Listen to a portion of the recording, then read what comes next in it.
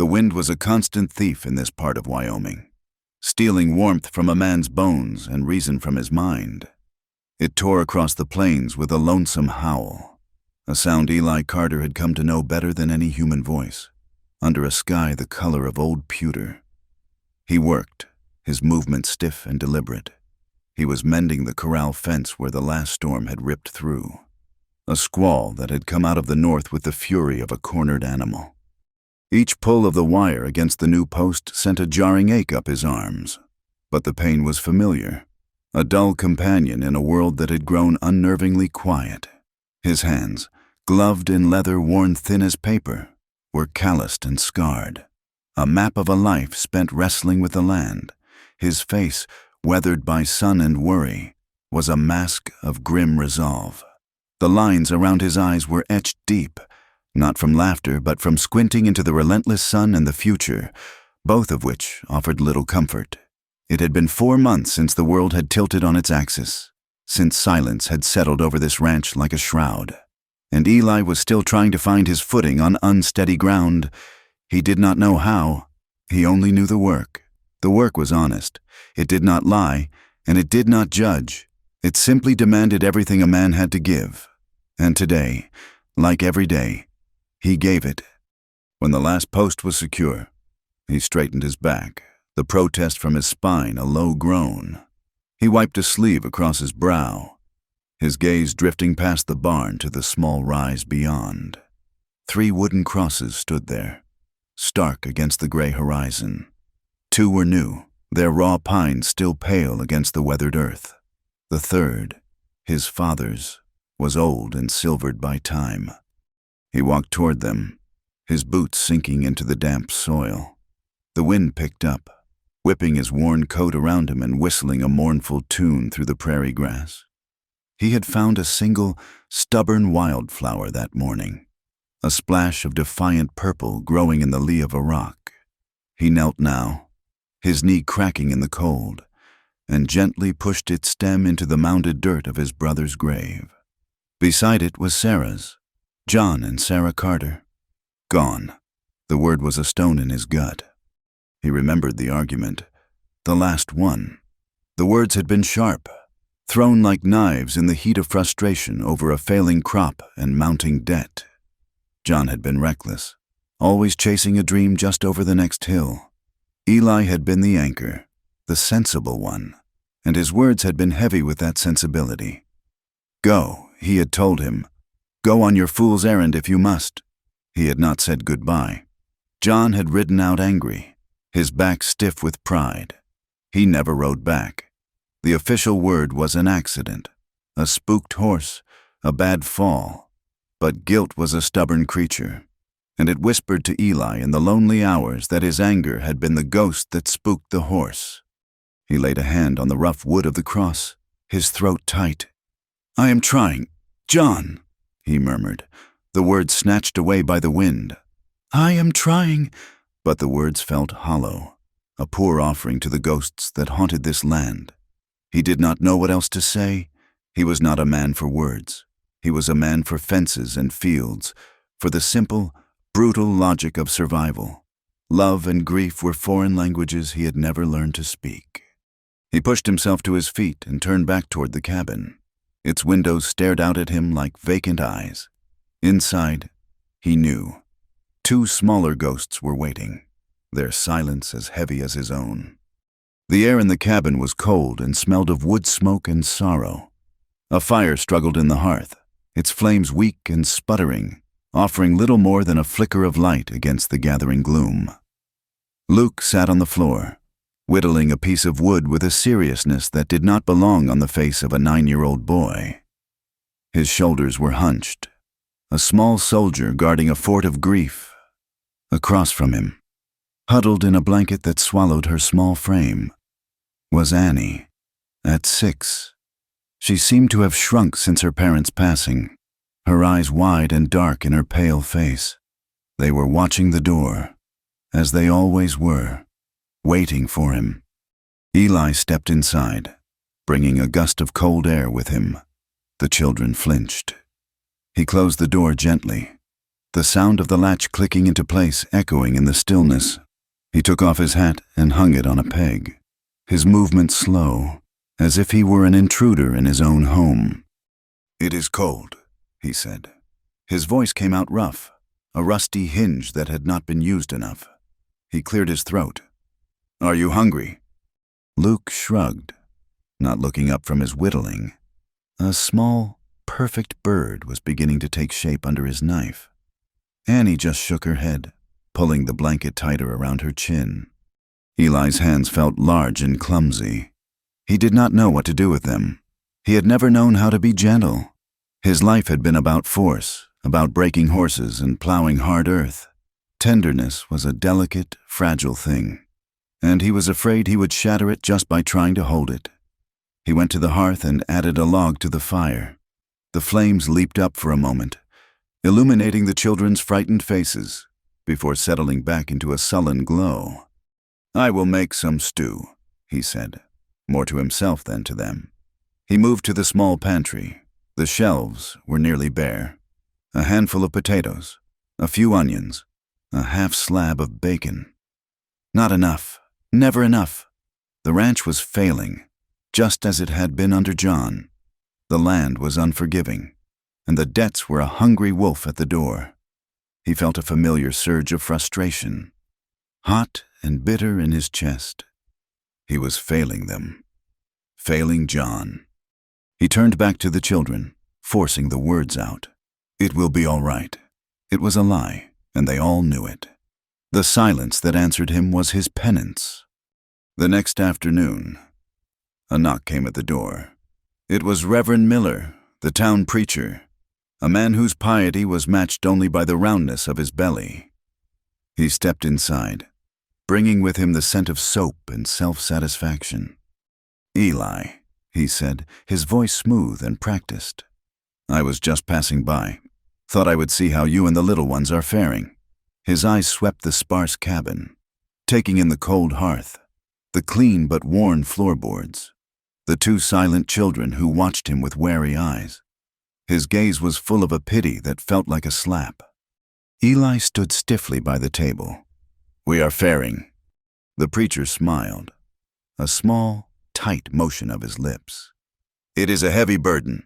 Son, raising two children alone. The good Lord works in mysterious ways, but he does not expect a man to carry the world on his shoulders." Eli's jaw tightened. "I can manage my own affairs." "Reverend?" Of course," the preacher said, holding up his hands in a gesture of peace. "But the town is concerned. The women of the church guild, they were speaking of it just this Sunday. They believe a woman's touch is needed in this house. A housekeeper, perhaps, or a governess for the children's schooling. Someone to bring a bit of order and warmth." The suggestion hung in the air, thick with unspoken judgment. Pity. He did not want it. He would not have it.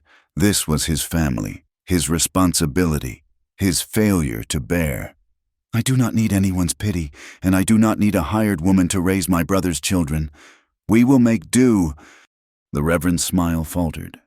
He looked from Eli's hard face to the children, who seemed to have grown even smaller in his presence. "Pride is a sin. Eli, there is no shame in accepting help." "And there is no honor in being a charity case," Eli shot back, his voice low and dangerous. "Thank you for your concern. Reverend, we will be fine." The dismissal was clear. The preacher lingered for a moment, his mouth opening and closing as if searching for another verse to quote, before finally giving a small, defeated sigh. He placed a Bible on the edge of the table. "The Lord is your shepherd, Eli. Do not forget that." Then he was gone, leaving behind only the scent of his soap and the heavy weight of his judgment.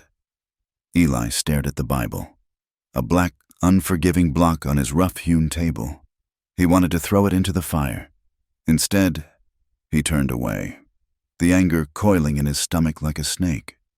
That evening, the first flakes of snow began to fall, fat and wet and silent.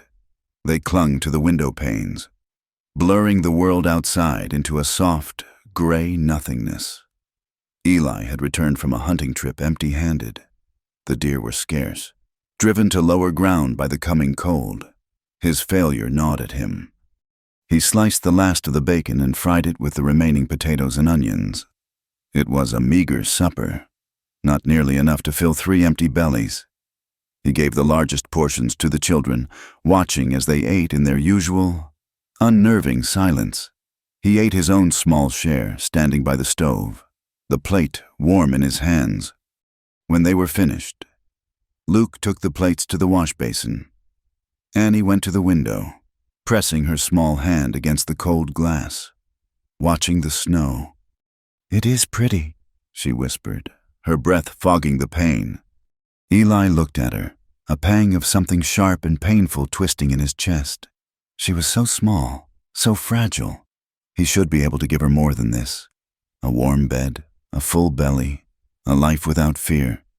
"Time for bed," he said gruffly.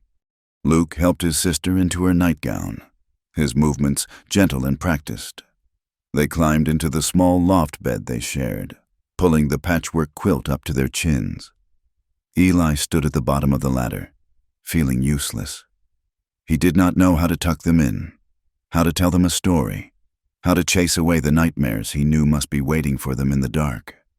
"Good night," he said to the shadows in the loft. A small voice came back. "Good night, Uncle Eli." He waited until their breathing deepened into the slow, steady rhythm of sleep before he sat down at the table. The cabin was silent now, save for the whisper of the snow against the roof and the sigh of the wind. The loneliness was a physical presence in the room, a fourth person sitting at the table with him. It was a cold, suffocating thing, pressing in from all sides. He rested his head in his hands, the rough calluses of his palms scraping against his stubbled cheeks. The weight of it all, the grief, the guilt, the fear, settled on his shoulders, heavy and unyielding as a mountain. And outside, the snow kept falling, burying the world in a silent blanket of white. The next morning, the world was white and clean, the snow muffling all sound. Eli hitched the wagon and drove into town for supplies. The town of Prairie Creek was not much more than a single dusty street lined with wooden storefronts, a place where secrets were currency and gossip was the most traded commodity. As he tied the horses to the hitching post outside the general store, he could feel the eyes on him. He could hear the whispers that stopped when he drew near, only to start up again the moment his back was turned. Inside, Martha Beasley, a woman whose face was permanently pinched in a state of disapproval, was holding court by the pickle barrel. All alone out there, she was saying to a small cluster of women, "It is not natural. That man is as wild as the land he works. Raising those 2 poor orphans, it is a scandal, is what it is." Another woman, Mrs. Gable, the banker's wife, nodded vigorously. "His brother John, God rest his soul, was always a bit touched by misfortune. It seems to run in the family. Cursed, some might say, that Eli has his brother's temper and none of his charm." Eli kept his face impassive as he walked past them to the counter, his shopping list in his hand. The storekeeper, Mr. Henderson, gave him a nervous glance. "Morning, Eli. Nasty bit of weather." "Morning," Eli said, his voice flat. "I need flour, salt, coffee." The women by the pickle barrel fell silent, their conversation dying in abrupt death. Eli could feel their stares burning into his back. He hated this town. He hated their prying eyes, their smug judgments, their whispers that followed him like stray dogs. He paid for his supplies, his movements clipped and efficient, and left without another word. He would not give them the satisfaction of seeing him break. At the far end of the store, near the bolts of calico and lace, a woman stood listening. Her name was Clara Bennett, and she was new to Prairie Creek. She had arrived 2 months ago from back east, a widow with quiet eyes and a gentle manner, to take up the post of the town's schoolteacher. She had heard the stories about the Carter family, of course. Small towns fed on such tragedies. She had heard about the accident, the orphans, and the reclusive, hard-bitten brother left to pick up the pieces. But as she listened to the women's cruel whispers, she felt not disdain, but a flicker of something else. Curiosity and a deep, aching sympathy. She knew something of loss. She knew how it could hollow a person out, leaving them brittle and sharp-edged. Her own husband, a kind and scholarly man, had been taken by a fever that had swept through their town in Pennsylvania, leaving her alone in a world that suddenly felt too large and too empty. She had come west seeking not adventure, but peace, a place where she could mend the broken pieces of her own life in quiet service to others. She watched Eli Carter stride out of the store, his back straight, his shoulders squared against the weight of the world.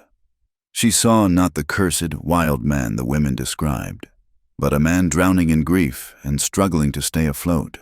And her heart, a thing she had thought too bruised to feel much of anything anymore, went out to him. That evening, as the sun bled a pale, watery orange across the snow-covered plains, Clara made a decision. She took the loaf of bread she had baked that morning, its crust a perfect golden brown, and wrapped it in a clean linen cloth. She pulled on her warmest coat, wrapped a thick wool scarf around her neck, and stepped out into the biting cold. The walk to the Carter ranch was over a mile, and the wind was a bitter, relentless foe. It pushed against her, stinging her cheeks and making her eyes water. The snow crunched under her boots, the only sound in the vast, silent landscape. More than one person would have called her a fool for walking out to the middle of nowhere, alone. As dusk settled, the women in the store certainly would have whispered about her impropriety. A widow calling on a single man at his home. But Clara was not thinking of gossip. She was thinking of two small children with hungry eyes and a man whose loneliness she could feel from a mile away. She saw the light from the cabin long before she reached it, a small, solitary flame in the immense darkness. It looked terribly small, terribly vulnerable. When she finally reached the porch, her legs aching and her face numb with cold, she hesitated for a moment, her resolve wavering. What was she doing here? What if he sent her away? She took a deep breath, the cold air searing her lungs, and knocked. The silence that followed was long and heavy. She could hear movement inside, a chair scraping against the floor. Then the door creaked open a few inches. A man's face appeared in the sliver of light, shadowed and suspicious. It was Eli Carter. He was even more formidable up close, tall and broad-shouldered, his eyes a startlingly pale blue in his weathered face. They were guarded, wary eyes. "What do you want?" he asked, his voice low and unwelcoming. Clara's heart hammered against her ribs. She held out the bundle in her hands. "My name is Clara Bennett. I am the new school teacher. I baked too much bread today. I thought perhaps you and the children might like some." He stared at the bread as if it were a coiled snake. He looked at her, soaked in melting snow, her hair escaping from her scarf in damp tendrils, her cheeks flushed red from the cold. He was ready to refuse, to tell her he did not need her charity, to shut the door in her face and retreat back into his fortress of solitude. But then he saw her smile. It was not a pitying smile. It was small and soft and genuine. And in that moment, something in his hardened defenses cracked. He saw not an intruder, but a woman standing alone in the cold, offering a simple kindness. It was a sight so foreign, so unexpected, it disarmed him completely. Before he could find his voice, a small figure darted out from behind him. It was Annie. Her eyes were wide as she stared at Clara, then at the warm, fragrant bundle she held. "Bread?" she whispered, the word full of a child's simple, profound longing. Just then, Luke appeared beside her, his face a mixture of suspicion and hope. Clara knelt down, ignoring Eli, ignoring the cold, and smiled at the children. "Hello," she said, her voice as warm as the loaf she carried. "I am Miss Bennett, and yes, this is bread. It is still warm." She unwrapped the linen. and the scent of freshly baked bread filled the cold air. A smell of home, of comfort, of things Eli had long forgotten. Annie reached out a tentative hand and touched the crust. Clara laughed, a sound so clear and bright it seemed to push back the shadows in the cabin. "Would you like a piece?" Annie nodded, a slow, solemn motion. Luke's stern little face broke into a reluctant smile, and then, for the first time in months, the children ran. They ran to this stranger on their doorstep, drawn by the warmth of her smile and the promise of a full belly. Clara caught them, laughing as their small bodies collided with hers, her warmth enveloping them, filling the quiet, lonely house with a sound it had not heard in a very long time. Eli stood frozen in the doorway, watching them. A storm of conflicting emotions raged inside him. Gratitude, sharp and unfamiliar. Discomfort at this sudden intrusion of light into his darkness. Fear of what this kindness might demand of him. He was a man adrift on a dark sea, and this woman had just thrown him a lifeline. He did not know if he had the strength to take it. She looked up at him over the children's heads, her eyes holding his. "May I come in?" she asked softly. "It is awfully cold out here." He hesitated for a long moment, the wind howling around the corners of the house, the warmth of the cabin behind him, the cold of the world in front of him. He looked at the faces of the children, illuminated by her smile, and he knew he could not send her away. He stepped back, holding the door open. "Come in," he said, his voice rough. "You can stay for supper." Eli woke before dawn, as he always did. To a cold and silent house, the habits of a lifetime were hard to break, even when the purpose behind them had grown thin. He dressed quietly in the dark, his movements economical, and went out to tend to the stock. The air was sharp and clean, the new snow muffling the world in a pristine quiet. For a few hours, there was only the work, the rhythmic pull of milking the one cow they had left, the scattering of grain for the chickens, the familiar smell of hay and horse. In the barn, with only the animals for company, he could almost forget the two small, sleeping burdens in the cabin. He could almost feel like himself again. When the sun was a pale wash of light in the eastern sky, he returned to the house, his boots heavy with snow. He pushed the door open, expecting to be met with the same heavy silence as yesterday. Instead, he heard a sound that made him stop dead in his tracks. Laughter. It was thin and a little rusty, like a music box that had not been opened in a very long time. But it was unmistakably laughter. Annie's? He stepped inside, his eyes adjusting to the dim light. By the front window, where the morning sun cast a long, dusty beam across the floorboards, sat Clara Bennett. She had a small, tattered primer open on her lap. Annie was leaning against one side of her, Luke on the other. Clara was pointing to a letter on the page, her finger tracing its shape. "And this one makes the sound she was saying, her voice soft and patient. "Like in bread or boy." Annie repeated, her small face serious with concentration. "Very good," Clara praised. "And what about this word here?" Luke squinted at the page. "B-O-E, boy," he read, a flicker of pride on his face. "Excellent. Luke," Clara said.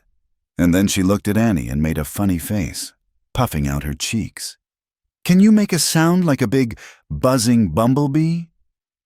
Annie giggled, a sound that was pure light.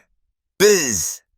Luke cracked a smile, a rare event that transformed his usually solemn face. He joined in, and for a moment, the cabin was filled with the sound of their buzzing and Clara's warm, encouraging laughter. Eli stood by the door, unseen, a ghost in his own home. He felt a strange and painful tightening in his chest. It had been so long since he had heard that sound, he had forgotten what it was like. He had forgotten that this house, a place that had become a tomb of memories, was capable of holding such a thing as joy. It felt foreign and dangerous, and yet he could not bring himself to move, to break the spell. Clara finally looked up and saw him standing there. The laughter died on her lips, and the children fell silent, their brief moment of happiness vanishing as they remembered their uncle's heavy presence. The familiar quiet rushed back in to fill the space. "Good morning, Mr. Carter," Clara said, her voice a little uncertain. She had stayed the night, sleeping in a chair by the fire after he had gruffly insisted the blizzard was too thick for her to walk home. "The children and I were just passing the time." Eli nodded, his throat suddenly dry. He did not know what to say. "Thank you" felt too intimate, too much of an admission of need. He walked to the stove and began to make coffee, his back to them. "The storm has passed. The road to town should be clear enough." It was a dismissal, and he knew it. A part of him, the stubborn, prideful part, wanted her gone, wanted his solitude back. But as he heard her begin to gather her things, another, quieter voice protested. He thought of the silence that would descend once she left. He thought of the fear that would creep back into the children's eyes. He turned, the coffee pot still in his hand. Clara was pulling on her coat, her expression carefully neutral. "They are very bright children, Mr. Carter," she said, avoiding his gaze. "They are hungry to learn. It is a shame for them to fall behind in their letters." She paused, then took a breath, as if steeling herself for his refusal. "If you would permit it, I could come back, perhaps once or twice a week, only to help the little ones catch up. It would be no trouble at all." Eli looked from her earnest face to the two children, who were watching him with a desperate, pleading hope in their eyes. He saw the way Annie's hand had unconsciously crept out to touch the fabric of Clara's skirt. He saw the flicker of life in Luke's face that had not been there yesterday. He was their uncle, their guardian. It was his duty to provide for them, and he was failing. He could not give them full bellies or a mother's comfort, but perhaps he could give them this small island of warmth in their cold, frightening new world. The word yes felt like a stone in his throat, a surrender. But he looked at his brother's children, and he could not deny them. He gave a short, sharp nod. "If you have the time," he mumbled, turning back to the stove. He did not see the brilliant smile that lit up Clara's face, but he felt its warmth across the room. Word of the schoolteacher's visits to the Carter Ranch spread through Prairie Creek faster than a prairie fire. It started in the general store, was nurtured in the church guild, and came to full bloom over sewing circles and back fences. A widowed woman, alone, spending hours at a bachelor's homestead. It was improper. It was scandalous. "She says it is for the children's schooling." Martha Beasley sniffed to a rapt audience by the post office. "A likely story. She is setting her cap for him, is what she is doing. Thinks she can tame that wild man and get herself a piece of land in the bargain." Mrs. Gable, the banker's wife, fanned herself, though the air was cool. "It is a disgrace. A woman of her station, a teacher no less, should set a better example. She is practically living in his pocket. I call her the Cowboy's charity project. She pities him, and he will take advantage of it." Clara felt the change immediately. It was in the way the other women would fall silent when she entered a room. It was in the cold shoulders she received at the store, the way mothers at the school would pull their children a little closer, their eyes full of suspicion. The whispers followed her, quiet but sharp, like the sting of a nettle. She was an outsider, and she had broken one of their unspoken rules. She had shown compassion to a man they had already judged and condemned. She tried to ignore it, to hold her head high and focus on her work, but the judgment wore on her, a constant low-grade fever of anxiety. It reminded her too much of the life she had left behind. She remembered the endless stream of visitors after her husband, Thomas, had died. They had come to her small, tidy house in Pennsylvania bearing casseroles and condolences, their faces etched with a suffocating pity. They had murmured about God's will and the frailty of life, but their eyes had said something else. They had looked at her, a young, healthy woman, and then thought of her brilliant, bookish husband, now gone. And they had seen a tragedy that was somehow unfair, unbalanced. Whispers had followed her there, too. Cursed luck. Poor Thomas. He never stood a chance. The town had wrapped her in a cocoon of their sorrow, and she had felt like she was suffocating. One afternoon, sitting alone in her small rented room above the Mercantile, she had looked out the window at the tidy gardens and white picket fences and realized she could not breathe. She was drowning in their pity. Thomas was gone, her life with him, a quiet, gentle life filled with books and shared dreams, was over. She could either wither away here, a sad story for the town gossips to tell, or she could go somewhere new. Somewhere the land was vast and the sky was wide, a place where no one knew her name or her history, a place where she could build a new life, not on the ashes of the old one, but on fresh, unbroken ground. And so she had packed her bags and come west, seeking not a husband or a fortune, but a chance to simply be Clara Bennett, schoolteacher, nothing more, nothing less. And now, it seemed, she had traded one set of whispers for another.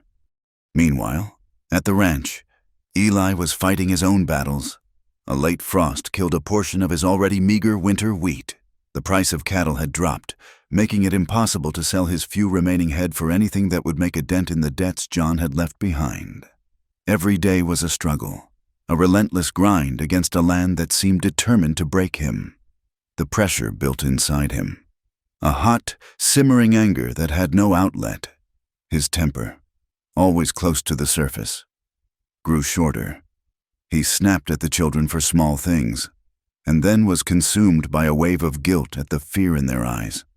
One evening, he was trying to reset a shoe on his most stubborn mare. The horse was skittish, sensing his frustration. As he bent down, she kicked out, her hoof catching him squarely in the ribs. The force of the blow threw him against the wall of the stall, and he crumpled to the ground. The air knocked from his lungs, a blinding, white-hot pain searing through his side. He must have passed out for a moment, because the next thing he knew, Clara was kneeling over him, her face pale with worry. She must have been just arriving for her evening lesson with the children. "Eli," she cried, using his first name for the first time. "Are you all right? Can you move?" He groaned, trying to push himself up, but the pain was a knife twisting in his side. "My ribs," he gasped. I think they are broken." Somehow, with her help, he managed to stagger back to the cabin. The children watched, their faces terrified, as Clara helped him into a chair by the fire. She sent Luke for the liniment and clean rags, her voice calm and steady, a beacon in the swirling chaos of pain.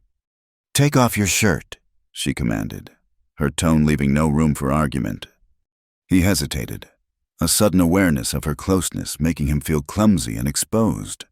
But the pain was too great for pride. He fumbled with the buttons, his fingers clumsy, and she brushed his hands away, her own fingers deftly undoing them. She helped him peel the damp shirt off his shoulders. Her touch was light, professional, but it sent a jolt through him that had nothing to do with the pain. The skin on his side was already a mass of angry purple and black. She drew in a sharp breath. "We need to bind this," she said. She tore a clean sheet into long strips and began to wrap them tightly around his chest. He had to hold his arms up, and she had to lean in close to work. He could feel her breath on his skin, could smell the faint, clean scent of lavender that clung to her. The cabin was silent except for the crackle of the fire and the sound of their breathing. In that small, quiet space, a tension arced between them, unspoken and powerful. It was an awareness of each other not as a man and a woman, but as two lonely souls brought together by circumstance and pain. When she was finished, he sank back into the chair, exhausted and trembling slightly from the shock. She brought him a glass of water, her hand brushing his as he took it. He looked up at her, his defenses shattered by the pain. "I am failing," he said, the words torn from a place deep inside him. "I am failing them. I could not save my brother, and I cannot save this ranch. It is all turning to dust in my hands." It was a confession he had never made to anyone, not even to himself. The words hung in the air, raw and bleeding. He expected her to offer platitudes, to tell him it was not his fault, to mouth the same empty comforts the preacher had. But Clara simply pulled up a stool and sat across from him, her gaze direct and unwavering. She did not speak. She just listened. She listened as the dam of his carefully constructed silence broke, and the words came pouring out, his guilt over the argument with John, his fear of losing the land, his crushing inadequacy in the face of raising two children who looked at him with their father's eyes. She did not judge. She did not pity. She simply sat with him in his pain, her quiet presence a balm to his wounded spirit. When he finally fell silent, his confession spent, she reached out and laid a gentle hand on his arm. "You are not failing, Eli," she said, her voice soft but firm. "You are surviving, and that is the bravest thing a person can do." In the days that followed, a subtle shift occurred in the cabin's atmosphere. The children, seeing Clara as a source of comfort and stability, began to cling to her. Annie would run to her the moment she arrived, wrapping her arms around her legs and burying her face in her skirts. Luke, more reserved, would bring her his small wooden carvings, a bird, a horse, a wolf, holding them up for her approval, his eyes shining when she praised his skill. She had become the sun around which their small, broken world was beginning to revolve. Eli watched this transformation with a mixture of gratitude and stark fear. It was good to see them smile, to see the light return to their eyes, but their growing attachment to Clara felt like a precarious foundation. What would happen when she left? The town's gossip was relentless, and she was a teacher with a position to maintain. She would not stay here forever, in this failing house with this broken family. When she was gone, the silence would be even deeper, the loss even greater. Their hearts, just beginning to mend, would be shattered all over again. And his own heart. He refused to consider his own heart. His fears were compounded by a visit to town a week later. He went to the bank to speak with Mr. Gable about extending the loan on the ranch one more time. Gable was a man whose heart was as cold and hard as the coins he counted. He sat behind his large oak desk, his fingers steepled, and listened to Eli's plea with a look of bored indifference. "Carter," he said when Eli had finished, "let us be frank. The land is over-leveraged, the soil is poor, and you have had 2 bad seasons in a row. Your brother was a dreamer, not a rancher. Continuing this is just throwing good money after bad." "I just need more time," Eli said, his fists clenched at his sides. "Until spring." Gable shook his head, a final, dismissive gesture. "Time is not going to change the weather or the price of beef. I have a buyer, a consortium from back east, looking to purchase large tracts for a new cattle operation. They are offering a fair price, enough to clear your debts and leave you with a small amount to start over somewhere else. I suggest you take it. Sell the land before winter sets in for good, or I will have no choice but to foreclose." Eli walked out of the bank, the banker's words echoing in his ears. Sell the land. His father's land. John's land. The only home he had ever known. The thought was a bitter pill, a surrender he could not bear to swallow. That evening, as Clara prepared to leave, the weight of it all pressed down on him. She stood by the door, wrapping her scarf around her neck, the lantern she carried casting a warm, golden glow on her face. The children were already asleep in the loft, their bellies full of a stew she had helped prepare. The cabin felt warm, almost peaceful. It was a fragile, temporary peace, and he knew it. She smiled at him. "Your ribs are mending well," she said. "You are healing." He looked at her, at the kindness in her eyes, the quiet strength in her face. For weeks, she had been a steady light in his suffocating darkness. She had brought laughter back into his home, coaxed his brother's children out of their shells, and listened to his deepest fears without flinching. She had seen the broken parts of him, and she had not turned away. As she stepped out onto the porch and raised her lantern, he felt a sudden, desperate urge to ask her to stay, to tell her that he needed her, but the words would not come. He was a man who knew only how to push people away, how to stand alone against the storm. He watched her walk away from the cabin, the small circle of light from her lantern bobbing in the immense, encroaching darkness. He stood there until the light was just a tiny, distant spark, and then until it vanished completely, swallowed by the night. He was alone again. The wind picked up, howling its lonesome song across the plains. But this time, the silence she left behind was different. It was not empty. It was filled with the memory of her presence, and it ached with a longing for her return. And in that moment, standing in the cold doorway of his failing home, Eli Carter realized, with a sense of profound shock, that her presence had stirred something within him he had thought long dead and buried with his brother. Hope. The storm came from the north, a great white beast breathing ice and fury. It did not arrive with a warning, but fell upon the plains in an instant, a wall of churning snow that erased the horizon and swallowed the sun. In her small room in town, Clara Bennett watched from the window as the world disappeared. The wind shrieked like a banshee, rattling the glass in its frame, and the snow began to pile in great, sloping drifts against the buildings. Town was shutting down. Doors were bolted. Shutters were drawn. It was a time for hunkering down, for staying close to the fire. But Clara's thoughts were not on her own safety. They were a mile out of town, in a lonely cabin at the mercy of the elements. She pictured Eli, still mending from his injury, trying to manage the ranch alone. She pictured Luke and Annie, their small faces pressed against a frosted window, watching the white monster devour their world. She had promised to visit them that evening for a lesson. The thought of them waiting for her, of them being alone in this, gnawed at her. She remembered the near-empty pantry, the constant worry in Eli's eyes. A storm like this was not just an inconvenience for them. It was a threat. She waited for an hour, then 2, praying for a lull that never came. The storm only intensified, its howl deepening into a menacing roar. Worry coiled in her stomach, tight and cold. It was a foolish idea, a reckless one, but she could not sit here, safe and warm, while they were out there.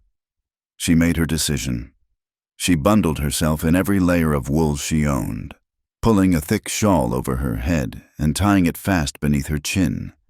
She packed a small satchel with a jar of beef broth, a block of cheese, and a small tin of salve. Then, telling her concerned landlady she was just checking on a student's family, she stepped out into the maelstrom. The force of the wind nearly knocked her off her feet. It was like walking into a solid wall of ice and air.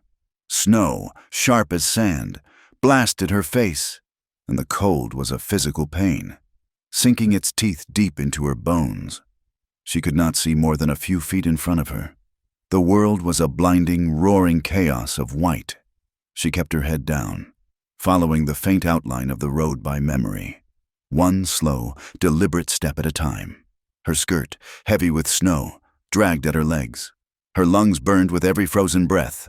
More than once, she stumbled into a drift, the snow sucking at her boots, and had to fight her way back to firmer ground. She was terrified, but the image of the children's faces pulled her forward, a beacon in the blizzard. It felt like an eternity, but finally, she saw it, a faint, flickering yellow light, nearly obscured by the driving snow. The cabin. Relief washed over her, so potent it almost buckled her knees. She staggered the last few yards, her body numb and aching, and collapsed against the rough wood of the door. Fumbling for the latch with frozen fingers, the door swung inward, and she stumbled into the room, bringing a swirl of snow and ice with her. The scene that met her eyes stole the last of her breath. The cabin was freezing, the air thick with a damp, chilling cold. The fire in the hearth had dwindled to a handful of sullen, glowing embers, offering no heat at all. Luke and Annie were huddled together under a single thin blanket on the floor, their faces pale and pinched, their eyes enormous with fear. And slumped in the chair beside the hearth was Eli. His head was lolled to one side, his face flushed with an unnatural, feverish heat. A violent tremor racked his body, and his breathing was shallow and ragged. He was soaked through, his clothes stiff with melting snow. He must have been caught outside when the storm hit, trying to secure the animals. With his ribs still healing, the exposure had been too much. Clara's exhaustion and fear were burned away by a surge of pure adrenaline. She slammed the door shut against the howling wind and rushed to the children. "It is all right," she said, her voice a little shaky but firm. "I am here now. Everything is going to be all right." She stripped off her frozen outer layers and immediately set to work. Her first priority was the fire. She sent Luke to fetch the last of the split logs from the wood box, her calm instructions cutting through his fear. She knelt at the hearth, her hands deft and sure, adding kindling and coaxing the dying embers back to life. As flames finally licked up the dry wood, a wave of warmth began to push back the oppressive cold. Next, she turned her attention to Eli. "Luke, help me," she commanded. Together, they managed to half-drag, half-carry his dead weight to the bed in the corner. He was muttering incoherently, his skin burning to the touch. Clara sent Annie to fetch water and rags. She gently cut away his wet clothes, her movements efficient and devoid of any modesty. She saw the tight binding around his ribs in the dark, ugly bruises that still shadowed his skin. She bathed his face and chest with cool water, trying to bring the fever down. She heated the beef broth she had brought and spoon-fed some to the children, their first real food of the day. They ate ravenously, their eyes never leaving her face, as if she were an angel who had appeared out of the storm. Once they were fed, she tucked them into their loft bed, piling every spare blanket on top of them. "You sleep now," she whispered, stroking Annie's hair. "I will watch over your uncle." And so began the long vigil. The blizzard raged outside, a constant roaring reminder of their isolation. Inside, the only sounds were the crackle of the fire, the howl of the wind, and Eli's fevered, restless muttering. Clara sat in the chair beside his bed, bathing his forehead, forcing sips of water between his cracked lips, and listening. In the grip of the fever, the walls Eli had built around his heart crumbled to dust. The words spilled out of him, fragmented and raw, ghosts of a conversation she was not meant to hear. "Should have listened. Stubborn fool," he mumbled, his head thrashing on the pillow. "The money. Always the money. I told you, John, told you it was a fool's errand." Clara leaned closer, her heart aching for him. He was reliving the argument, the last words he ever spoke to his brother. His voice grew louder, thick with a guilt that was almost tangible in the small cabin. "My fault. I let you go, let you ride out angry. The horse, it was my anger that spooked him. Not an accident. It was me." His body convulsed with a dry, racking sob. "Me." Tears welled in Clara's eyes. She understood now. The weight he carried was not just grief, but a profound, soul-crushing guilt. He believed he was responsible for his brother's death. She reached out and took his hand. It was hot and dry, but he gripped her fingers with surprising strength, as if he were a drowning man clinging to a piece of driftwood. "Shh, Eli," she whispered, her voice a soothing balm in the fever-addled darkness. "It is all right. You are not alone. I am here." She did not know if he heard her, but his thrashing seemed to quiet. She sat there for hours, holding his hand, murmuring soft words of comfort whenever his nightmares threatened to consume him.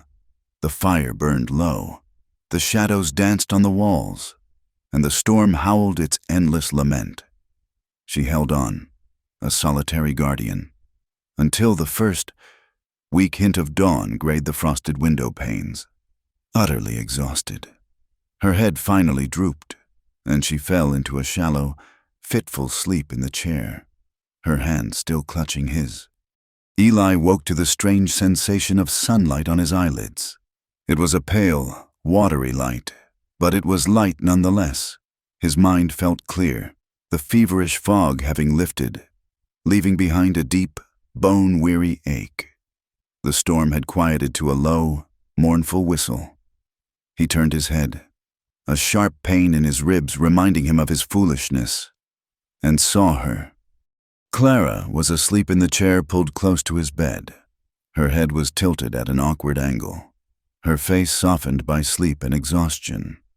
A stray lock of brown hair had fallen across her cheek. The morning light, filtering through the intricate frost patterns on the window, illuminated her, casting her in a gentle, ethereal glow. He saw the dark circles under her eyes, the lines of fatigue around her mouth. She had fought a battle for him last night, for him, and for the children. He lay there for a long time, just looking at her. In the quiet morning light, stripped of her usual composure, he saw not just the capable schoolteacher or the kind visitor. He saw a woman of incredible strength and profound compassion. She had walked through a blizzard for them. She had nursed him, a man who had offered her little more than gruff tolerance. And she had calmed his demons in the dark. A feeling he could not name, warm and unfamiliar, stirred in his chest. It was gratitude, but it was something more, something deeper, and it frightened him. The blizzard had buried them. For 3 days, the world beyond the cabin ceased to exist. They were marooned on a small, wooden island in a vast, white sea. The enforced isolation should have been tense and awkward, but instead, a strange and fragile peace settled over the small home. The storm had stripped away all pretense, leaving them with the simple, raw reality of survival. They fell into an easy rhythm. Eli, still weak and nursing his bruised ribs, was confined to the cabin. He spent his time mending harnesses and sharpening tools by the fire, his hands needing to be busy. Clara took over the running of the house with a quiet efficiency that amazed him. She made their meager rations stretch into warm, savory meals. She kept the fire roaring, its warmth a constant, cheerful presence. And she brought the cabin to life. She taught the children games they could play with pebbles and string. She read to them from the one book of stories she had brought with her, her voice rising and falling with the tale, holding them all spellbound. For the first time, Eli saw his nephew laugh until tears streamed down his face. He watched as Annie, who had barely spoken a word in months, chattered away to Clara, showing her a small doll made of corn husks. In the long evenings, after the children were asleep in the loft, Eli and Clara would sit by the fire. The silence between them was no longer heavy and strained, but comfortable, companionable. They started to talk. He told her about growing up on this land, about his father, a man as hard and unyielding as the Wyoming winters. He spoke of his brother, not of his death, but of his life, of John's reckless grin, his wild dreams, his fierce, protective love for his family. In turn, Clara spoke of her life back east, of her love for books and learning, of her gentle, scholarly husband whose hands had been stained with ink instead of dirt. One night, as the fire popped and hissed, she looked into the flames, her expression wistful. "After Thomas died," she said softly, "the whole town looked at me with such pity. The women would stop talking when I entered a room. They would whisper behind their hands. Some of them even said I was cursed, that I had brought bad luck upon my husband by being too, I do not know, too healthy, perhaps, too alive." She gave a small, humorless laugh, as if I had stolen his breath for myself.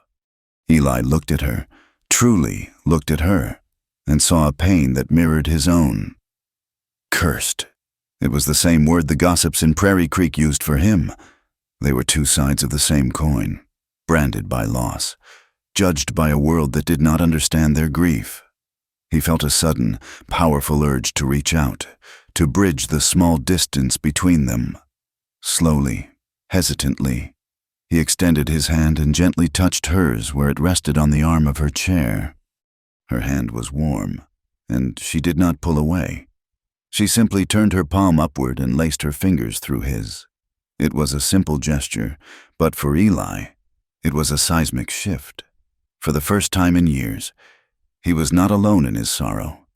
They sat there in silence for a long time, their hands intertwined, the firelight flickering on their faces, the sleeping children breathing softly in the loft above. A fragile, unspoken understanding passed between them, a bond forged in the heart of the storm. On the fourth day, the world returned. A neighbor from a nearby ranch, Josiah Bell, managed to break a trail through the drifts. He knocked on the door, his face red from the cold, expecting to find the Carters in dire straits. Instead, he found a warm, tidy cabin, 2 smiling children, and Clara Bennett pouring Eli a cup of coffee. Josiah's eyes widened. Taking in the scene, he saw the comfortable domesticity, the way Clara moved about the kitchen as if she belonged there, the way Eli watched her. He was not a malicious man, but he was a gossip, and the story was too good not to tell. He accepted a cup of coffee, made some awkward small talk about the storm, and left as quickly as he could, his mind already composing the tale he would tell in town. The news hit Prairie Creek like a second blizzard. Clara Bennett had not just visited the Carter ranch, she had been snowed in with him. For 3 days and 3 nights, alone. The whispers turned into a roar. The women who had called her the Cowboy's charity project now had a much harsher name for her. She had spent nights alone with a man. The judgment was swift and merciless. Clara felt it the next time she went to the general store. The silence that fell upon her entry was absolute, a cold, heavy blanket of condemnation. Martha Beasley turned her back on her completely. Mrs. Gable looked her up and down with a sneer that made Clara's cheeks burn with shame. She knew what they were thinking. She knew the ugly words they were whispering. A part of her felt a hot, sickening shame, not for herself, but for the children. She did not want their names, or their uncles, dragged through the mud because of her, but another, stronger part of her rebelled. She had saved that family. She had nursed a sick man and fed 2 hungry children. She would not apologize for her compassion. She bought her supplies, her chin held high, and walked out of the store without giving them the satisfaction of seeing her falter. Eli heard the talk, too. He rode into town for grain and was met with sly winks and sniggering comments from the men loafing outside the saloon. He ignored them, his jaw tight, his face a mask of stone. But when he saw Josiah Bell holding court inside, recounting a much-embellished version of his visit to the ranch, something inside Eli snapped. The simmering anger he had kept banked for so long erupted into a raging fire. He strode into the saloon, the swinging doors banging against the walls. The room fell silent. He walked straight up to Josiah. "You have something to say about my affairs, Bell?" Eli's voice was dangerously quiet. "Say it to my face." Josiah, flustered, stammered. "Now, Eli, I was just telling the boys." "You were running your mouth." Eli cut him off. "You were dragging a good woman's name through the dirt, a woman who kept my family from starving while you were sitting warm by your fire. One of the banker's sons, a smug young man named Thomas Gable, laughed. She keep you warm too, Carter?" Eli moved so fast no one saw it coming. He grabbed Gable by the front of his shirt and slammed him against the bar. Glasses rattled. Men scrambled to get out of the way. "You will take that back," Eli snarled, his face inches from Gable's. Gable, a coward at heart, paled. But his friends surged forward, and for a moment, the saloon devolved into a chaotic mess of shoving and shouting. The bartender, a burly man named Silas, waded in with a sawed-off shotgun. "That is enough! Take it outside!" Eli, his rage spent as quickly as it had come, released Gable with a shove.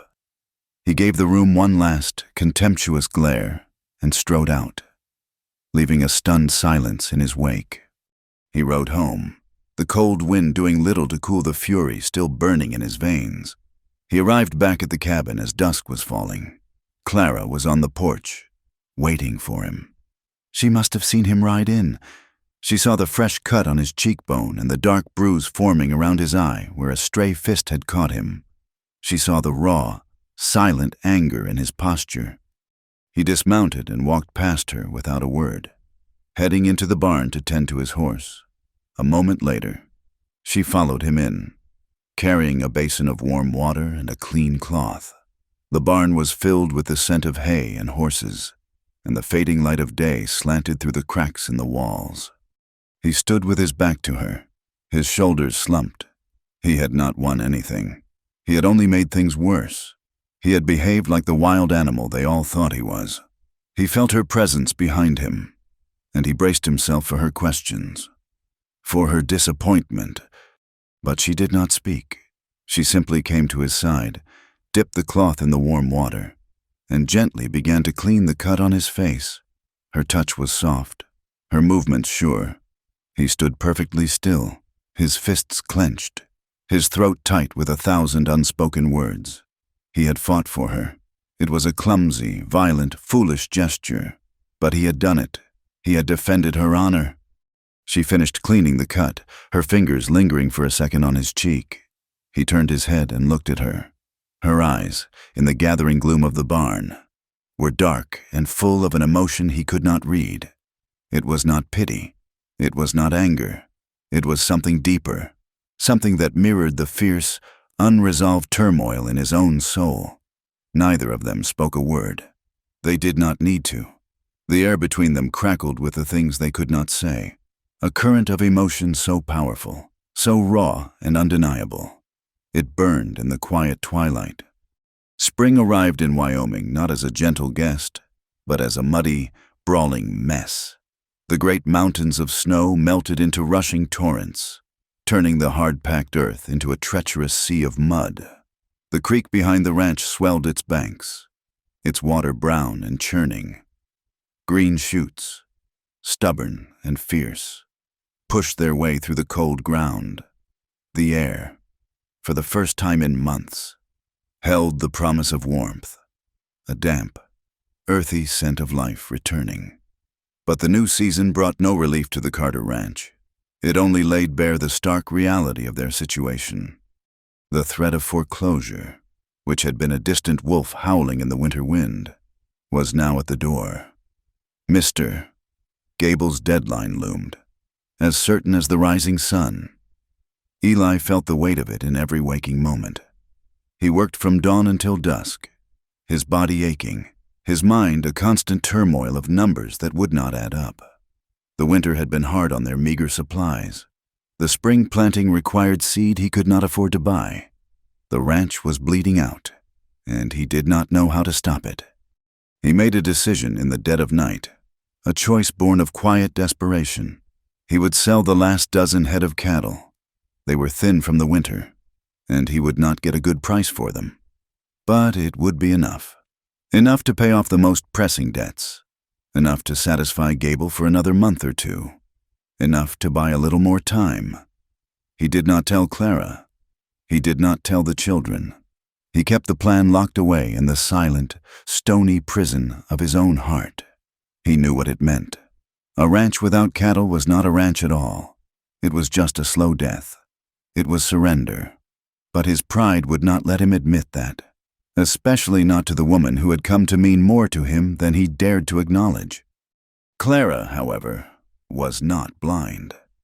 She saw the new lines of strain around his eyes, the way he moved with the grim determination of a man walking to the gallows. She knew their supplies were low, and she knew the banker was a patient predator. Her chance to learn the truth came during a trip into town. As she was leaving the general store, she saw Mr. Gable exiting the bank. On an impulse, She crossed the muddy street to speak with him. Mr. Gable, she began, her voice polite but firm. I wish to inquire about the Carter Ranch. The banker looked down his nose at her, a small, dismissive smile playing on his lips. Miss Bennett, I am not at liberty to discuss the financial affairs of my clients. Mr. Carter is more than a client, she pressed on, ignoring the snub. His children are my pupils. Their welfare is my concern. Gable's smile widened. Then you should be pleased. Mr. Carter has finally seen reason. He is making arrangements to sell off his remaining stock to a buyer I have found. It will not be enough to save the ranch, of course, but it will settle a portion of his debt. A sensible, if overdue, decision. The words hit Clara like a physical blow. He was selling the cattle. Giving up. A cold fury, sharp and clean, rose in her chest. It was not just the act itself, but the secrecy. He had not trusted her. He had decided to let their shared dream die without even a fight. She gave the banker a curt nod, turned on her heel, and marched back toward the ranch, her skirts splattered with mud, her heart pounding with a righteous anger. She found Eli in the barn, repairing a piece of harness. He looked up as she entered, his expression wary. He saw the storm in her eyes. You are selling the cattle, she said. It was not a question. He stiffened, putting down his tools with deliberate slowness. It is my business. Your business, she shot back, her voice trembling with emotion. This ranch, these children, this life we have been trying to build, you think that is just your business? You're giving up, Eli. After everything we have been through, you are just going to roll over and let that man in town win. His face hardened into a mask of cold fury. You know nothing about it. You stand here in my barn, on my land, and you presume to tell me how to handle my own failure? It is not your failure, she cried, taking a step closer. It is a hardship, a struggle. It is something we are meant to face together. But you will not let me in. You would rather let this place crumble to dust than accept a helping hand.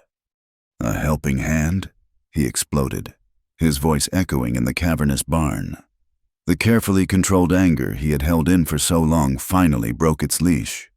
You think your loaves of bread and your storybooks can stop the bank from taking my home? You are from the East. You do not understand what it is like to lose everything. To watch the land your father broke his back on turn to sand in your hands. To bury your own brother and know you are all that is left to fail. The words, full of a pain so deep and raw it silenced her, hung in the air between them. Tears streamed down Clara's face, hot and bitter. You are a fool, Eli Carter, she whispered, her voice choked with sorrow. You are so blinded by what you have lost that you cannot see what you still have. You have Luke, you have Annie, you have a chance, right here, to build something new. But you are too proud and too stubborn to see it. From the shadows near the open barn door, a small figure moved. It was Annie. She had been playing in the yard and had heard the shouting. She stood there, her small face pale, her eyes wide with terror, looking from her uncle's enraged face to Clara's tear-streaked one. The two pillars of her fragile world were shaking, and it was too much to bear. A small, wounded sound escaped her lips, and then she turned and ran, not toward the house, but toward the open plains, toward the rolling hills that rose up behind the ranch. Annie! Clara screamed. The anger vanished from Eli's face, replaced by a stark, cold panic. Annie! He roared, his voice cracking. They both bolted from the barn, their argument forgotten. Their shared world narrowed to a single, terrifying focus. The small, retreating figure of a frightened little girl. Panic was a cold, sharp thing. It drove them forward, through the sucking mud of the corral, over the new spring grass, and up into the hills.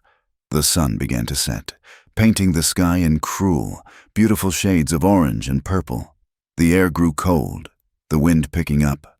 a reminder that spring nights in Wyoming were still winter's kin. They called her name until their throats were raw, the sound swallowed by the vast, indifferent landscape. Eli's mind was a maelstrom of guilt and terror. The image of Annie's frightened face was burned into his thoughts. He had done this. His anger, his pride, had terrified her. If anything happened to her, he could not complete the thought. It was a darkness too profound to contemplate.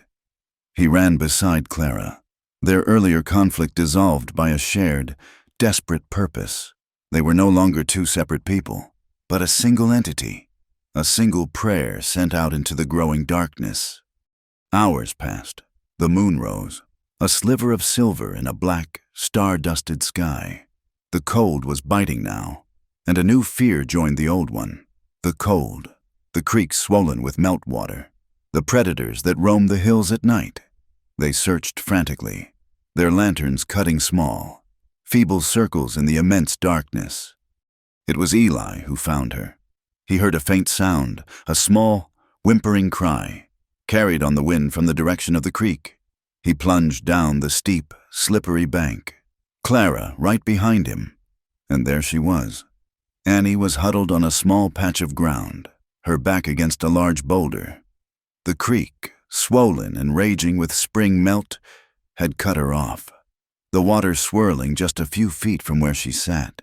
She was soaked, her dress clinging to her small, shivering frame. Her face was smudged with dirt and tears. "Annie," Eli breathed, his voice breaking. She looked up, her eyes wide and dazed with fear and cold. "Uncle Eli," she whispered. He did not hesitate. He waded into the churning, ice-cold water, the current pulling at his legs. It only came up to his knees, but its power was immense. He reached her, scooped her up into his arms, and held her tight against his chest. She was so cold, so small. He could feel the violent tremors running through her body. He turned and carried her back through the water, his boots filling, his legs numb, his only thought to get her back, to get her warm. When he reached the bank where Clara was waiting, his own control finally shattered. He sank to his knees in the mud, clutching the shivering child, and the tears he had held back for months, for years, finally came. Great, racking sobs tore through him, tears of terror, of relief, of a love so fierce it was an agony. He buried his face in Annie's damp hair and wept. Clara knelt beside them, her hands on them both, her own tears falling silently in the moonlight. They carried her back to the cabin, a silent, shaken procession. They stripped off her wet clothes and wrapped her in warm blankets. Placing her in front of the roaring fire Clara had quickly built, Luke, who had been waiting by the door, his face a mask of stoic fear, watched them with wide, silent eyes. Eli chafed Annie's hands and feet, his movements desperate, willing his own warmth into her. Clara forced sips of warm, sweetened milk between her lips. Slowly, the shivering subsided. The color returned to her cheeks, and her eyes, heavy with exhaustion, finally drifted shut. She was safe, with the children finally asleep. A profound and heavy silence fell over the cabin. Eli and Clara stood by the hearth, two statues carved from exhaustion and relief. The events of the day, the argument, the fear, the desperate search had stripped them bare, leaving their emotions raw and exposed. Eli turned to her, his face haggard in the firelight. "Clara, he began, his voice rough. She stopped him, placing a finger on his lips. She did not need apologies. She understood. She stepped forward, into the space between them, and wrapped her arms around his waist, resting her head against his chest.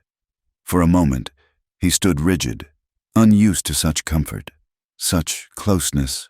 Then, with a shuddering breath, he let go. His arms came around her, pulling her tight, his hands tangling in her hair. He held on as if she were the only solid thing in a world that had just tried to spin apart. It was not a kiss. It was something more fundamental. It was two broken people holding the pieces of their shattered world together. As the first pale light of dawn crept through the window, they stood there, holding on, a silent acknowledgement passing between them. They were in this together. They were a family. That morning, something shifted in Clara. The quiet, resilient schoolteacher became a quiet, ferocious general. She would not let this family fail. She took the small amount of money she had saved and bought a large store of flour and sugar. And then she began to bake. Her small room in town became a whirlwind of activity. Loaves of bread, cakes, pies. She traded her baked goods with the other ranchers' wives for things the Carters needed. Jars of preserves, smoked meats, seed potatoes, a few laying hens. She started a small school in the Carters' barn for the handful of children from the outlying ranches, whose parents were tired of the town's judgmental attitudes.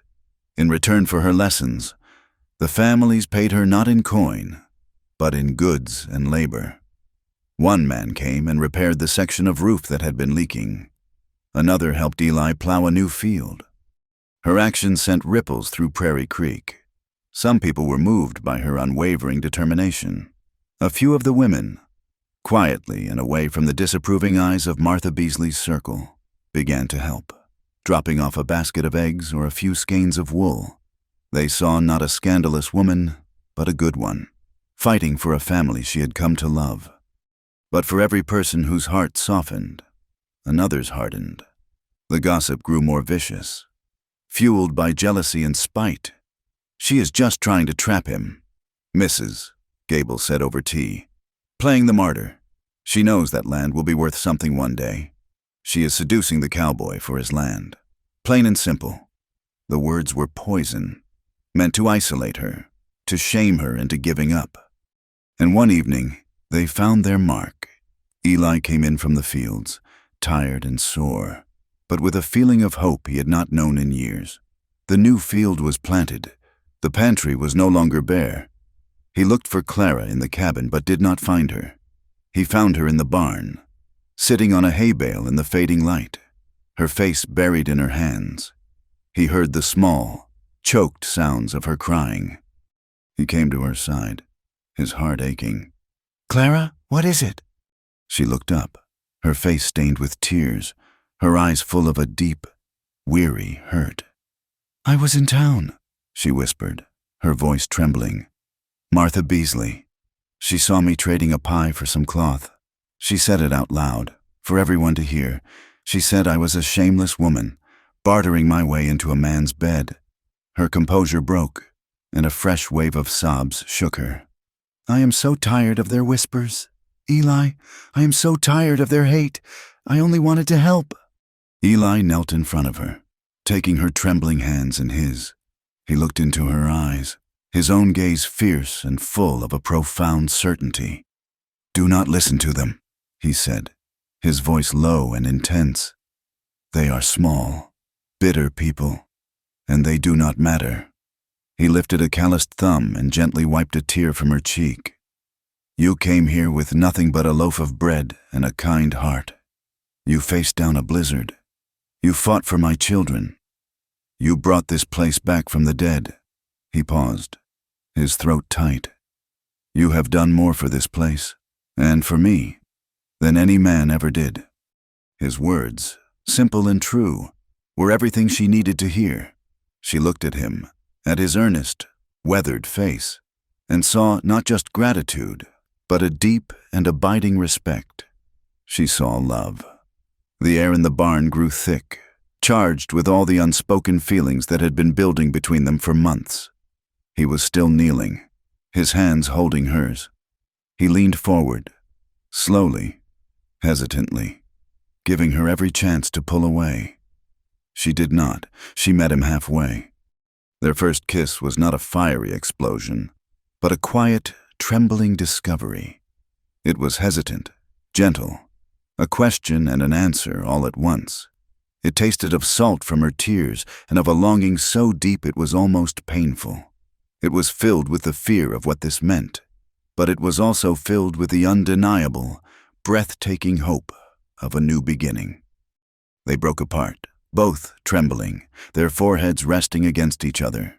The world seemed to fall away, leaving only the two of them in the dusty, quiet twilight of the barn. He was about to speak, to try and find the words for the monumental thing that had just happened, when the sound of a hoarse and a gruff voice calling his name from the yard shattered the moment. "Eli! Eli Carter, you in there?" Eli frowned, pulling back from Clara. The voice was familiar, but one he had not heard in years. They walked to the barn door and looked out. A stout, bearded man was dismounting from a tired-looking horse. Eli recognized him instantly. "Jedediah," Eli said, his voice flat. "Jedediah Wells, what are you doing here?" Jedediah had been John's closest friend, a partner in more than one of his reckless schemes. He was a drifter and a hard drinker, a man Eli had never much liked or trusted.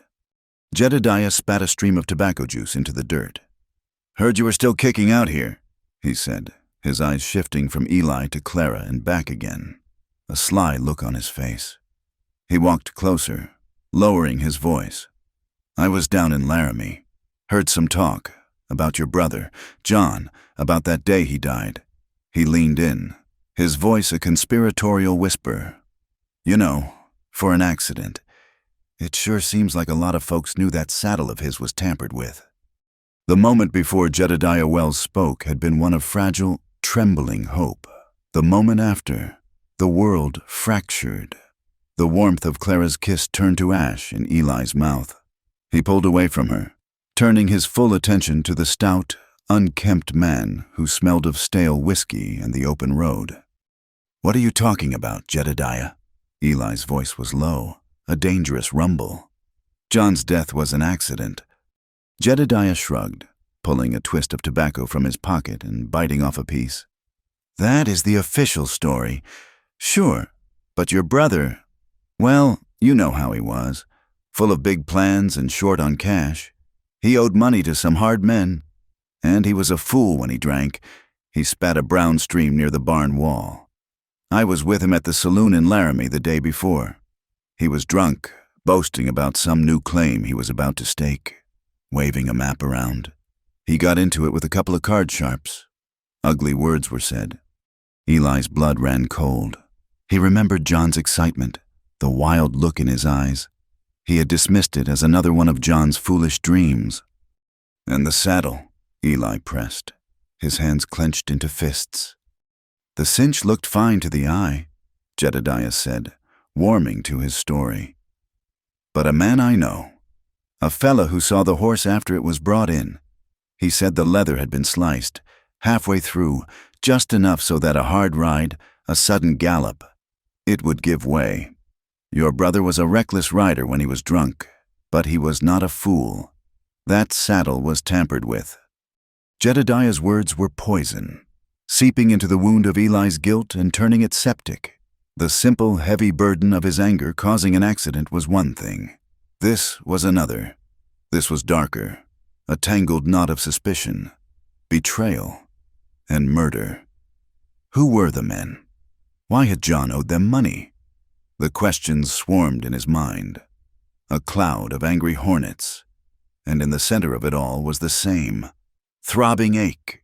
He had let his brother ride out alone and angry to face a danger he knew nothing about. Clara watched, her heart sinking, as the man she had just kissed disappeared before her eyes.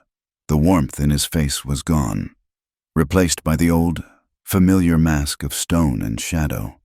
He had retreated to that dark, lonely place inside himself, and this time she feared he would never find his way out.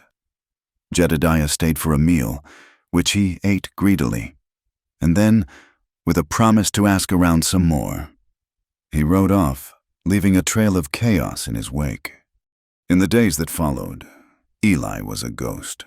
He moved through his chores with a grim, mechanical efficiency, but his eyes were distant, lost in the past. He barely spoke to the children, and when he looked at Clara, it was as if he were looking straight through her. The fragile intimacy they had built, the kiss that had promised a future, was buried under a fresh landslide of guilt. One evening, she found him by the graves behind the barn, staring at the wooden crosses as the sun set. "Eli, please," she said, her voice soft. "Do not do this. That man, Jedediah, he is not a reliable source. You cannot let his words destroy what we have built." He did not turn to look at her. "It does not matter if he is reliable," he said, his voice flat and lifeless. "John is dead, and I was not there for him. Maybe I could have stopped him. Maybe if our last words had not been spoken in anger, he would have listened to me. This is my penance, to carry this." "Penance?" she cried, her frustration boiling over. "By shutting us out? By letting the past poison the present? What about the children? Eli, what about me? Do we not deserve more from you than this obsession with a past you cannot change?" He finally turned to her, and the look in his eyes was one of profound, bottomless despair. "You do not understand. I deserve this pain. I failed him. It is only right that I should be punished." She saw then that she could not reach him. He had locked himself in a prison of his own making and thrown away the key.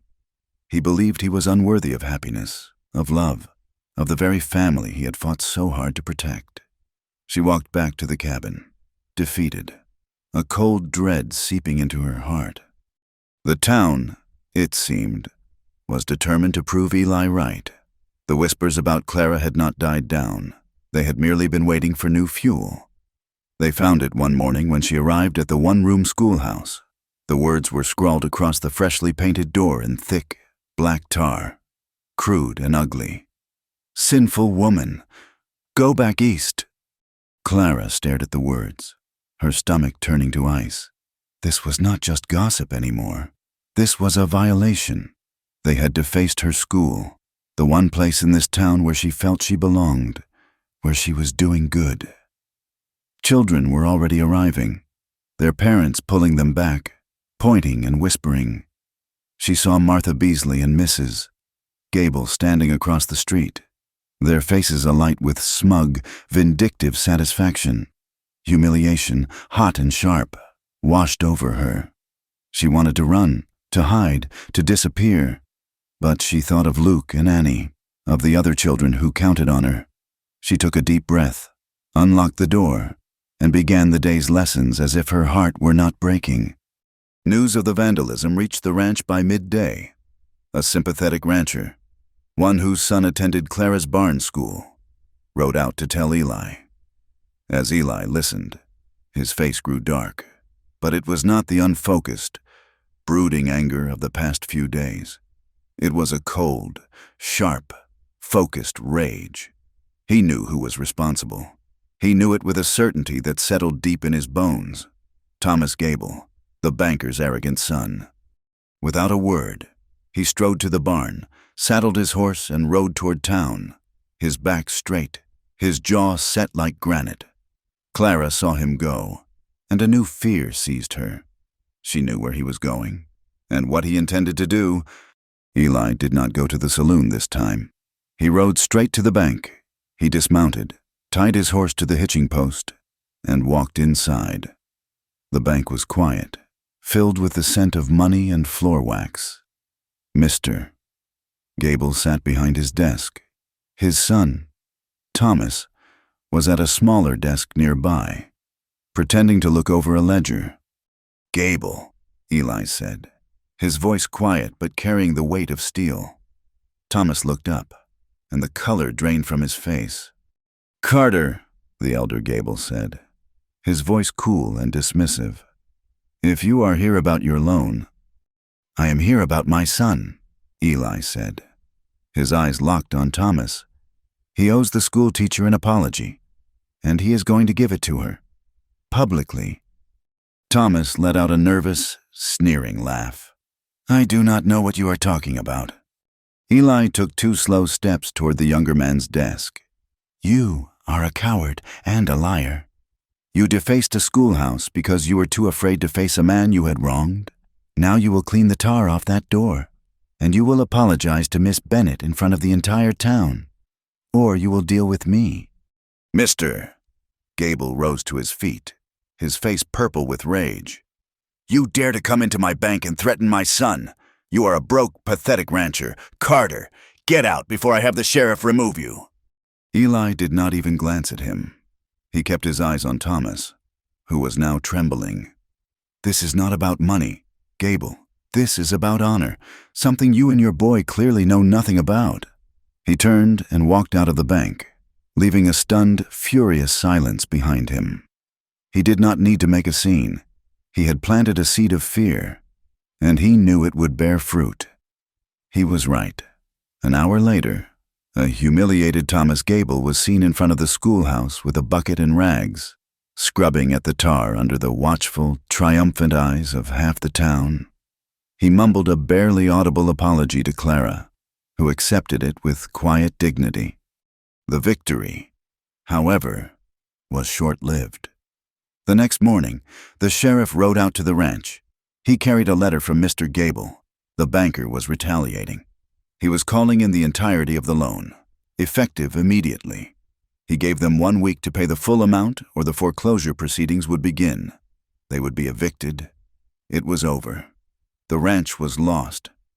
That night, Clara sat in the quiet cabin, watching the 2 children sleep in the loft.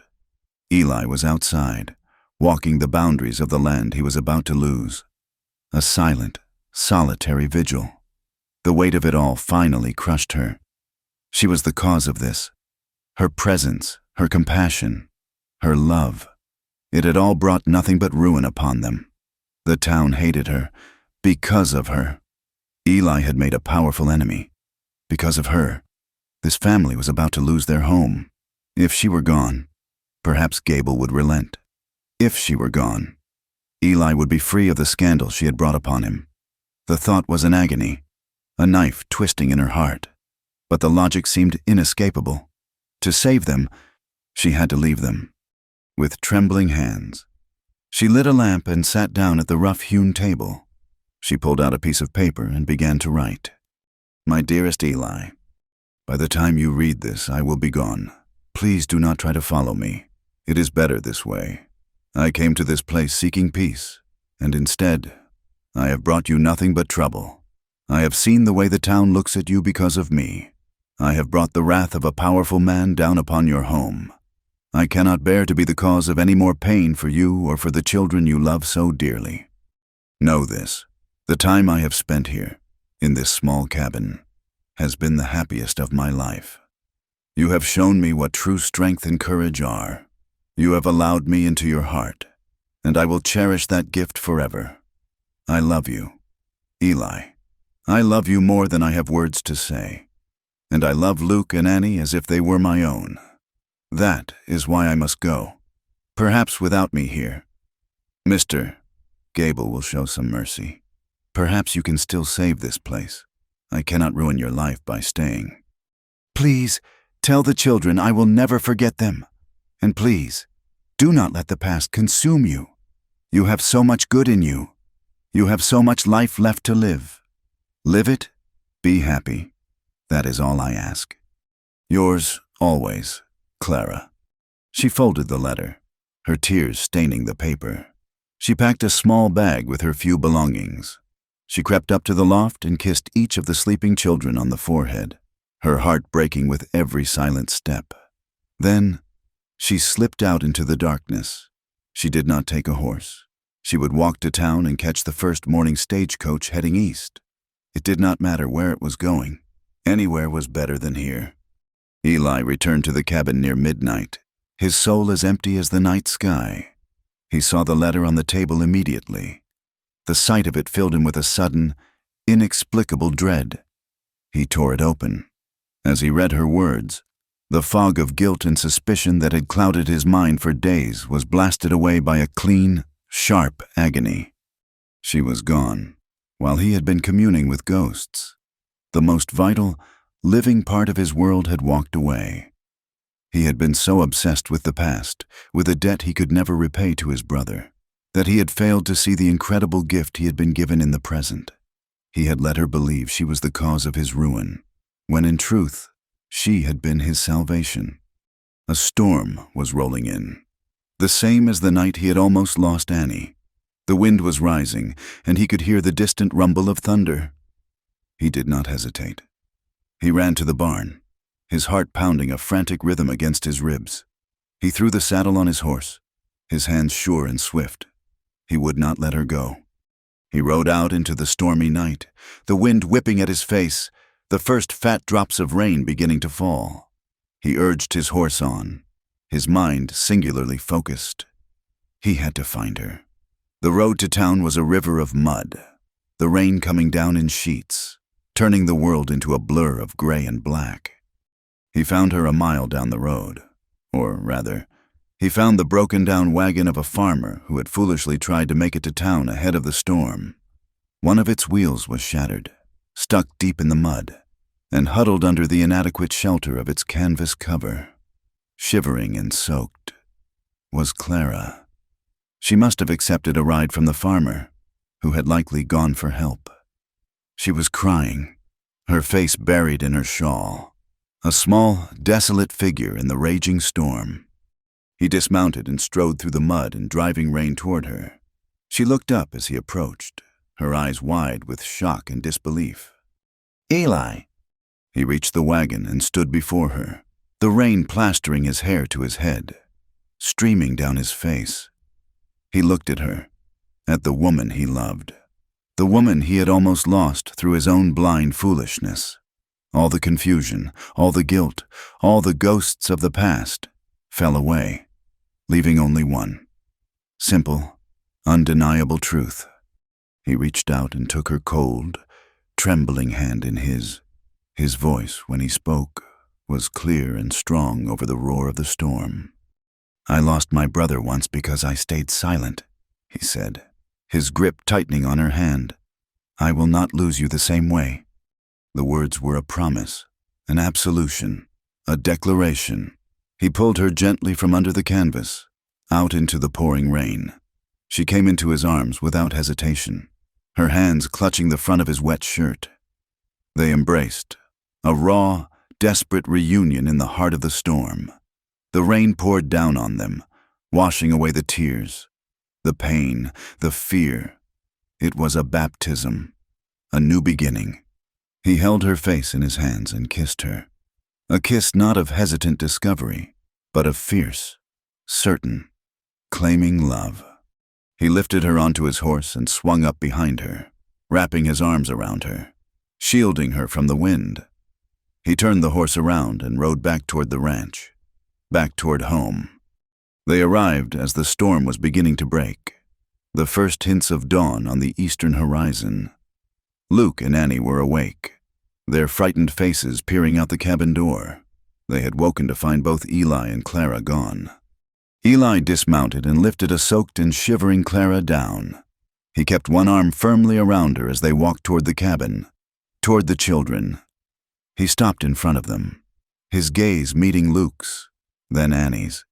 He looked down at the woman standing by his side, her head resting against his shoulder, and his voice was clear and steady for all to hear. "This is your home," he said, looking at Clara, then back at the children. "This is our home. If you will still have me." Eli's declaration, made in the gray light of a stormy dawn, was not a magic spell. It did not erase their debts or silence the town's venomous tongues. It was something quieter and far more powerful. It was the driving of a stake into the ground, a claiming of a piece of the world not by deed or by title, but by the sheer, stubborn force of love. "This," it said, "is our home, and we will not be moved." The months that followed were a testament to that resolve. Summer came, hot and dry, baking the mud into hard pan and turning the plains a dusty gold. Every day was a battle, but now it was a battle they fought together. Eli rose with the sun, his movements no longer driven by the grim specter of failure, but by a steady, quiet purpose.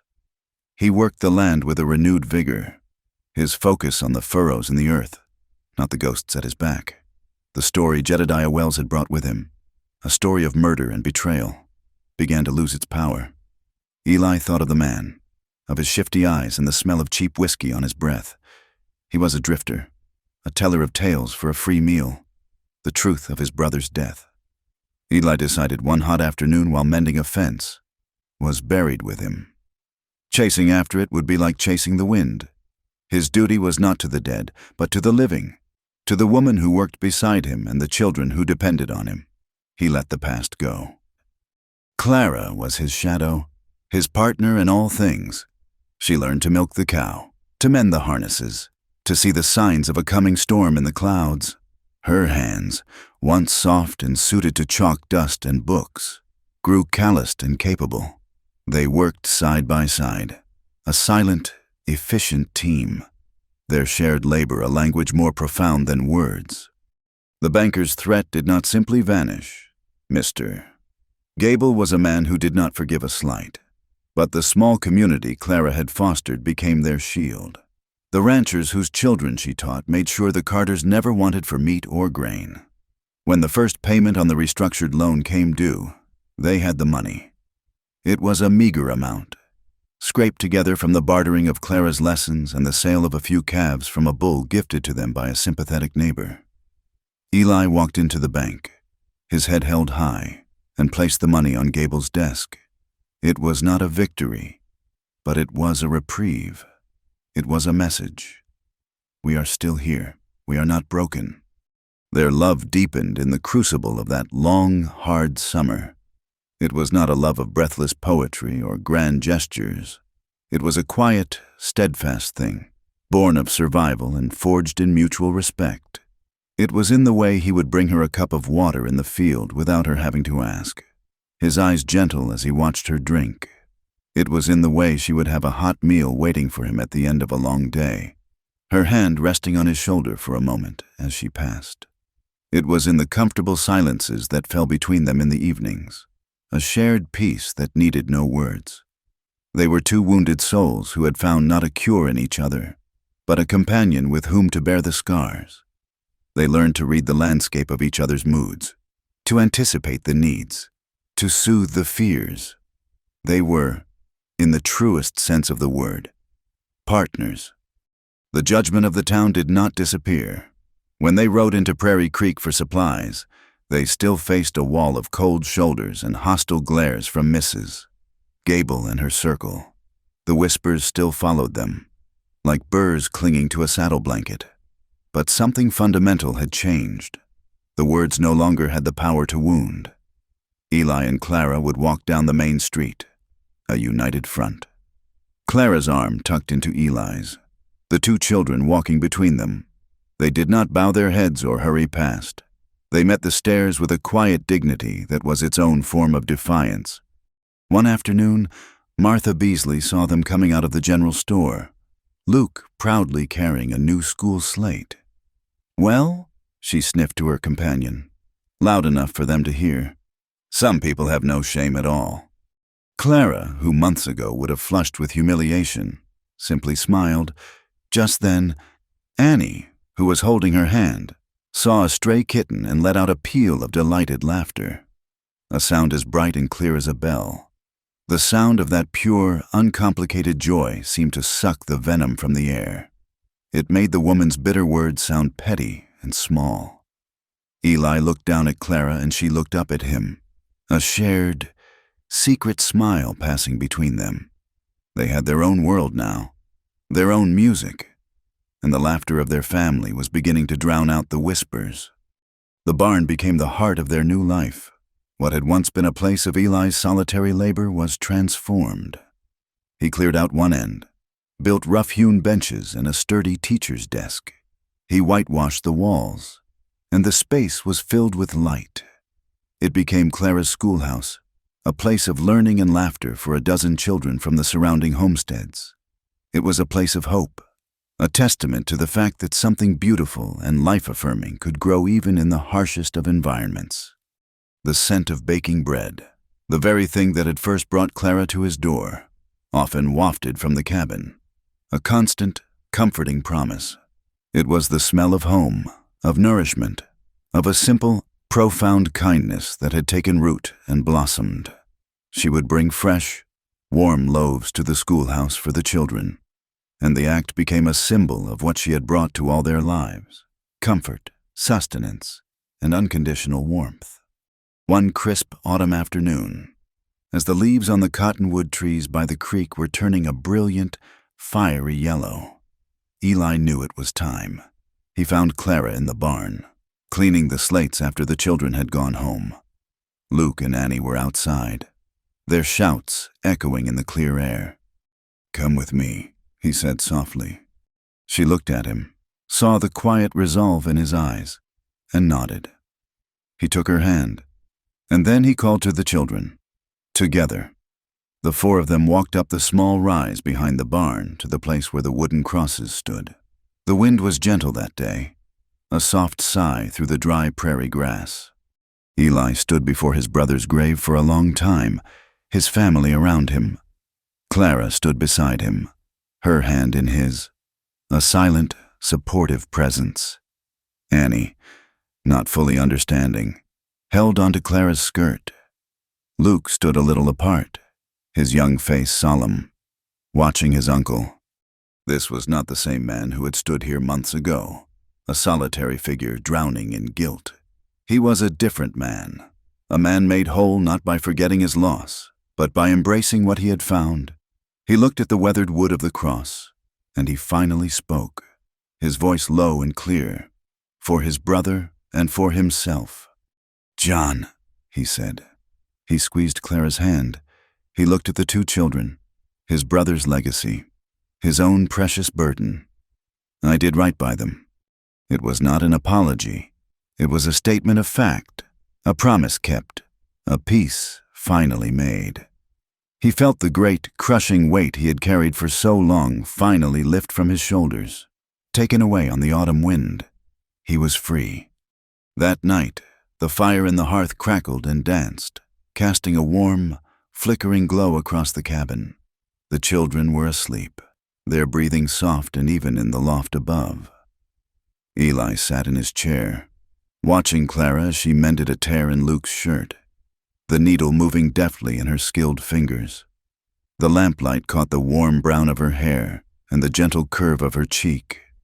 He was struck, as he often was, by a wave of profound, overwhelming gratitude. She had not just saved him, she had shown him how to save himself. "Clara," he said, his voice quiet in the peaceful room. She looked up, a small, questioning smile on her lips. "You changed everything," he said, the words coming straight from his heart, simple and unadorned. "I look at this place, at this house. It is the same wood, the same stone, but it is not the same. You brought warmth into a house that had forgotten what it was." She put down her sewing and came to him, kneeling on the rug before his chair. She took his large, calloused hands in her own. Her gaze was soft, full of a deep and patient love. "It was already here, Eli," she answered simply. "The warmth was in you. It was in the children. It was in the memory of the love that built this place. It had just been buried under a lot of pain." She smiled, a radiant, beautiful thing that lit up her whole face. "You just needed to remember." He leaned forward and kissed her, a long, slow kiss full of the quiet promises of 1,000 shared nights to come. It was a kiss of peace, of gratitude, of a future that was no longer a terrifying unknown, but a welcome journey they would take together. The days shortened, and the first hint of winter's chill returned to the wind that swept across the plains. But it no longer held the same threat, the same lonesome howl. It was just the turning of the seasons, the familiar rhythm of a life that was hard. Yes, but also good. The story ends on a day like that, as the sun began its slow descent, painting the vast Wyoming sky in strokes of brilliant orange, deep rose, and soft violet. In the yard in front of the small cabin, 2 children, their faces bright with joy, were chasing a flock of squawking chickens, their laughter carrying on the crisp evening air. From the open doorway, a woman's own warm laughter joined theirs, a melody of pure contentment. The wind still blew cold across the endless plains, a timeless, untamable force. But inside the small cabin, a fire burned bright in the hearth, and in the hearts of the 4 souls who called it home, A quiet and resilient love endured. A love that was fragile, hard-won, but as real and enduring as the land itself. Thank you for listening to our story. Please comment with where you are listening from to connect with others. Subscribe to the From Wild West channel and share your thoughts in English.